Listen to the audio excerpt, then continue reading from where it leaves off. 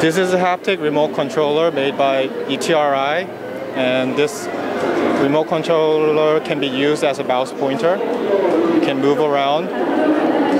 And this remote controller also gives you a haptic feedback. So if you move your mouse cursor to an icon or a